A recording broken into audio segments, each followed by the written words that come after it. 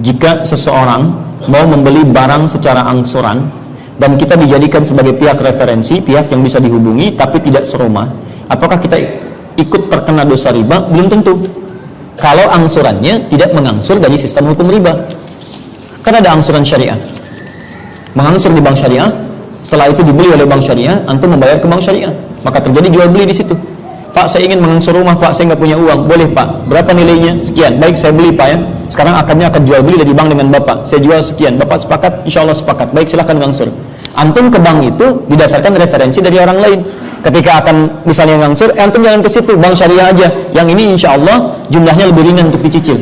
Ya, jumlah bagi hasilnya juga tidak terlampau banyak untuk bisa diberikan dalam bentuk pembayaran kita. Bebannya tidak banyak. Nah, ketika antum misalnya mengarahkan pada bank syariah dan di situ kemudian terjadi angsuran dengan cara yang wajar, sepakat di situ, maka antum bukan hanya dapat bagian kebaikan dunia tapi dapat bagian pahala akhiratnya. Kalau yang dimaksudkan masalah urusan dunia dengan kadar ribanya, tahu di situ ada ribanya, tahu antum bahkan dijanjikan antum kebagian akan sekian, fee-nya sekian, dapatnya sekian, maka jelas kalimatnya di sini yang menunjukkan kemudian yang mendapatkan, yang memberikan sama hukumnya, sama dapat bagian jatah dosanya. Dari website Saudi Arabia, mobil-mobil yang dijual dengan cara kredit, jika saya beli harganya bertambah. Jika harganya kontan 15.000 rial, 1 rial 3.500 perak. Jika kontan 15.000 rial, dijual dengan harga lebih dari itu kalau kredit, apa hukumnya? Kamu mau beli mobil nih? Ya. Berapa harganya? 15.000 rial. Saya tak punya cash. Gimana kalau saya cicil setahun? 20.000 rial. Apa hukum bertambah 5.000 itu? Ini jawaban ulama Saudi Arabia. Jual beli kredit itu tidak ada keberatan di dalamnya. Makna tak ada keberatan, boleh. Jika waktu dan tambahannya diketahui secara pasti.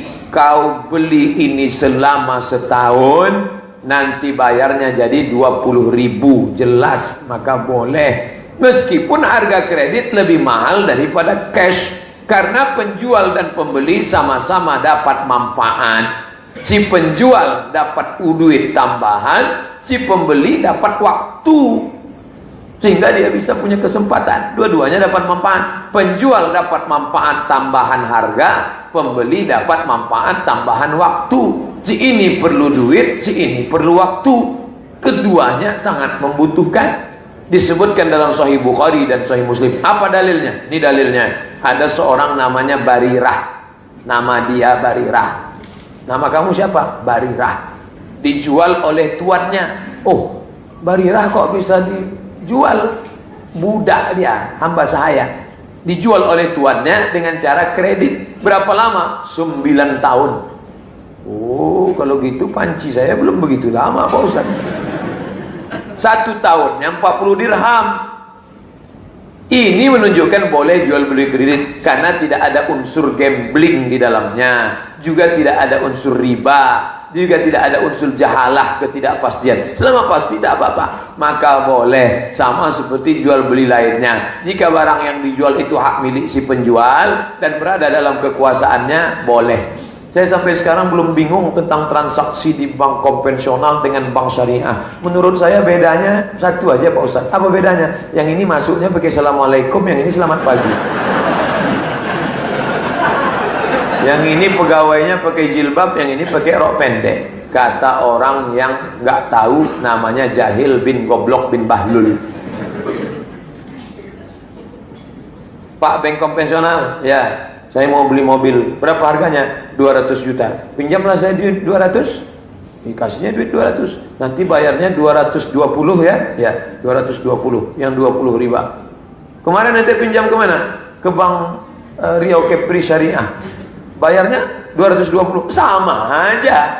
Apa bedanya? Yang ini tulisannya syariah, yang ini konvensional. Perbedaannya pada akadnya, Mas Bro. Nih saya tunjukkan. Ini dialer mobil, yang punya mobil. Saya tak sebut merek, menjaga kode etik jurnalistik. Ini Bank Riau Kepri Syariah. Ini kita yang mau pinjam. Datanglah kawan saya ini ke Bank Riau Kepri Syariah, berinisial ZF. Assalamualaikum. Waalaikumsalam. Masuk Bank Riau Kepri Syariah pakai assalamualaikum. Assalamualaikum. Waalaikumsalam. Bang Rio Kepri Syariah, saya mau minjam duit. Untuk apa Pak? Mau beli mobil ke DLR 200 juta. Mohon maaf Pak, kami tidak melayani peminjaman uang karena uang dengan uang riba. Bla bla bla bla. Udah stop, aku udah tahu ceritanya. Udah kami bahas kemarin. Jadi gimana caranya? Saya mau beli mobil ini juga. Caranya gini Pak, mobil itu kami beli, Bank Syariah membeli mobil, maka mobil berpindah hak miliknya menjadi milik Bank Syariah. Setelah mobil menjadi milik Bank Syariah, datang kita membeli mobil ini dengan cara, ini cara. Begitu transaksinya. Orang yang tak mengerti, dia tengok ujungnya aja. Dia tengok hasilnya, dia tak tengok prosesnya. Orang sekarang malas menengok proses semuanya.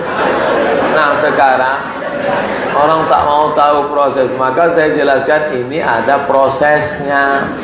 Prosesnya yang diketahui, kenali akadnya dengan baik. Oh, begitu ceritanya tadi Pak Ustadz. Ya. Nah, nanti kalau mau menjelaskan, kalau ada orang nanya, Ibu, Bapak insya Allah bisa menjelaskan kenapa transaksi di ini tidak haram. Nah, aku bisa menjelaskan. Syaratnya apa? Tolong kau bawakan 1 botol aqua sama gelas dan 1 tiang. Bisa aku jelaskan. Asal ada barang-barang itu bisa aku jelaskan. Ini dia ler mobil, ini Bank Rio Kepri Syariah, ini saya.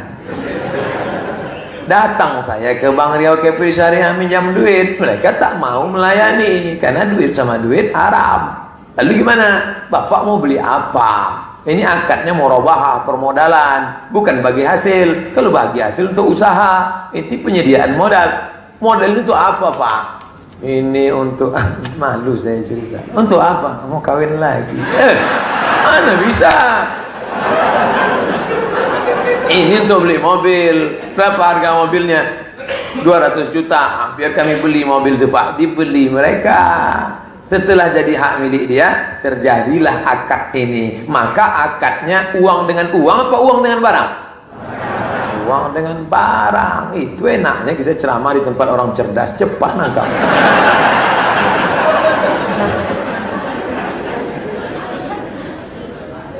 Apa yang dimuliakan Allah Subhanahu wa taala, yang saya sampaikan ini adalah ngaji. Maka saya kalau ada masanya saya ceramah umum saja, bebas macam tadi malam. Assalamualaikum warahmatullahi. Tapi kalau di kantor ini harus jelas supaya jangan sampai menimbulkan. Allah berfirman, misal contoh salah satu sumber yang haram yang kita lihat sekarang memang di Indonesia ini sudah merata di masyarakat. Dan kita seakan-akan subhanallah sudah kena dengan hadis baginda Nabi SAW, akan tiba satu zaman nanti di mana tidak ada satupun umatku yang bisa luput dari riba. Masalah riba misalnya. Bukankah sekarang teman-teman sekalian sampai pada tingkat apapun dicicil dan berbunga? Bukankah orang kalau mau beli baju, orang kalau mau beli elektronik, orang kalau mau beli kendaraan, orang kalau mau beli rumah, semuanya dihubungkan dengan masalah riba. Dan ini berbahaya sekali. Riba ini bukan hanya sekedar sesuatu dosa yang seperti zina yang dasarnya besar misalnya. Tapi apa kata Nabi SAW dalam hadis yang sahih riwayat Imam Ahmad? 1 dirham riba lebih berat daripada 36 kali berzina. Bayangkan kalau kita berzina, naudzubillah, sekali, sudah berat hukumannya. Sudah cukup Allah datangkan penyakit kelamin untuk dia sebenarnya. Sudah cukup Allah akan coba dengan bangkrutnya usahanya, ribut dengan istrinya dan suaminya, anaknya jadi sakit dan beragam macam cobaan akan datang. Bagaimana kalau seandainya 36 kali berzina? Padahal 1 dirham, 1.000 rupiah riba. Baik teman-teman sekalian, masih pakai kartu kredit sekarang, memaksakan diri untuk pakai. Apa itu? Dipaksakan untuk menyicil sesuatu. 0% kok Ustaz? Baik 0%. Taib, kalau seandainya Anda terlambat 1 hari saja, bukankah kena bunga 50 rupiah, 50 ribu rupiah? 50 ribu bisa saya jangkau, gaji saya 3 juta, benar. Tapi 50 ribu rupiah, kalau kita hubungkan dengan hadis tadi, lebih berat daripada 36 kali berzina. Untuk apa? Kenapa harus paksakan diri melampaui kapasitas? Kenapa kalau tetap pakai kendaraan yang lama dulu sampai dikumpulkan dana, supaya kita bisa membeli yang cash? Kenapa kita tidak sabar teman-teman sekalian? Toh perangkat di tubuh kita masih aman. Matanya masih sehat, telinganya masih sehat, kulitnya masih bagus, kakinya masih bagus. Kenapa harus paksakan diri? Sementara memang riba, sebagaimana tadi qari kita membaca ayat Al-Quran yang luar biasa. Allah mengatakan, ya ayyuhalladzina amanu la ta'kulur riba adha'afan mudha'afah. Hai orang-orang yang beriman, jangan kalian makan riba bertumpuk-tumpuk, berulang-ulang. Apa makna kalimat ini? Kata sebagian ulama tafsir, yang dimaksud adalah riba itu akan selalu mengikat seseorang, tidak bisa lepas. Makanya setiap cicilannya berjalan berapa bulan ditawarkan lagi yang lain, digoda lagi sama syaitan dengan yang lain. Minimal harus ada yang nyantol. Dan 1 dirham riba lebih berat daripada berzina. 36 kali berzina. Allah berfirman dan mengingatkan kepada kita, menjelaskan tentang solusinya. Lalu apa yang saya harus lakukan, Ustaz? Jawabannya Allah yang berfirman dan kekal sampai hari kiamat ditelawakan. Surah Al-Baqarah 276. Dan bagi teman-teman yang masih terikat dengan riba, baca Al-Baqarah 2 ayat ini, 275 sama 276. Tapi saksi bahasan di sini 276-nya. Kata Allah Subhanahu wa taala, "A'udzubillahi minasyaitonir rajim, yamhaqullahu riba wa yurbis shadaqat." Allah pasti memusnahkan riba dan menyuburkan sedekah. Apa maksudnya memusnahkan riba? Kata para ulama tafsir, yang dimaksud musnah hartanya, hasil riba itu tidak akan bermanfaat buat dia, selalu bermasalah. Beli elektronik akan selalu bermasalah buat dia, beli rumah dari riba akan selalu tidak tenang di dalamnya, terjadi pertengkaran-pertengkaran, makanan minuman yang didapatkan dari hasil bunga riba atau dari riba itu juga akan mendatangkan penyakit-penyakit dan seterusnya. Memusnahkan harta itu dan memusnahkan bagi pemakannya. Sesuai dengan hadis Nabi SAW, Allah melaknat pelaku riba, penulisnya, saksinya, semua kena. Maka harus hati-hati. Dan Allah menyuburkan sedekah. Bagaimana mempertemukan teman-teman sekalian antara riba dengan sedekah?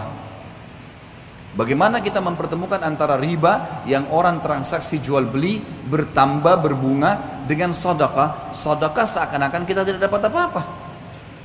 Para ulama tafsir mengatakan yang dimaksud adalah kalau seseorang mau diluaskan rezekinya dan dia tidak akan perlu bergantung pada riba dan hutang, maka dia harus rajin bersedekah. Makin besar dia keluarkan sedekah, maka minimal balasannya 10 kali lipat. Sebagaimana Allah berfirman dalam Al-Quran, dan kita sebagai orang beriman yakin dengan firman Allah. A'udzubillahi minasyaitonirrajim. Faman ya'mal minas salihati. Maaf, ayatnya adalah man ja'a bil hasanati falahu asyru adhafiha. Al-ayat. Siapa yang melakukan satu kebaikan termasuk sedekah di dalamnya, maka Allah akan datangkan 10 kali lipat. Sebenarnya kita kalau sedekah 5.000 rupiah, 50.000 rupiah, 100.000 rupiah, 1 juta rupiah, atau makin besar maka makin bagus. Pada saat itu sudah ada jaminan dari Allah, kita akan dapat secara investasi dengan Sang Pencipta Allah 10 kali lipatnya. 50.000 akan 500.000, 5 juta akan 50 juta. Ini janji, nggak mungkin salah. Allah nggak mungkin salah. Innallaha la yukhliful mi'ad. Allah nggak akan pungkiri janjinya. Wa man asdaqu minallahi qila. Dan siapa yang lebih jujur daripada Allah dalam perkataan? Nggak ada yang salah. Bahkan ada hadis Bukhari, hadis qudsi, Allah berfirman, Nabi SAW mengatakan, Allah berfirman, seluruh amal ibadah anak Adam ditentukan kadar pahalanya 10 sampai 700 kali lipat. Orang yang rajin sedekah mustahil miskin dan mustahil akan membuka pintu utang, otomatis akan selamat dari riba. Karena masalahnya orang kalau riba pasti berhubungan dengan hutang. Dan ini akan berbahaya, memusnahkan hartanya, memusnahkan dirinya. Coba sekarang balik teman-teman sekalian. Saya cuma punya uang 10.000, saya juga mau makan. Berbagilah dengan orang-orang miskin di pinggir jalan sana, walaupun cuma sepertiganya. Di dalam sebuah hadis Bukhari disebutkan, ada 2 orang dari Bani Israel dulu. Dua-duanya orang saleh, beribadah, sahabat dekat. Dua-dua punya kebun bersebelahan.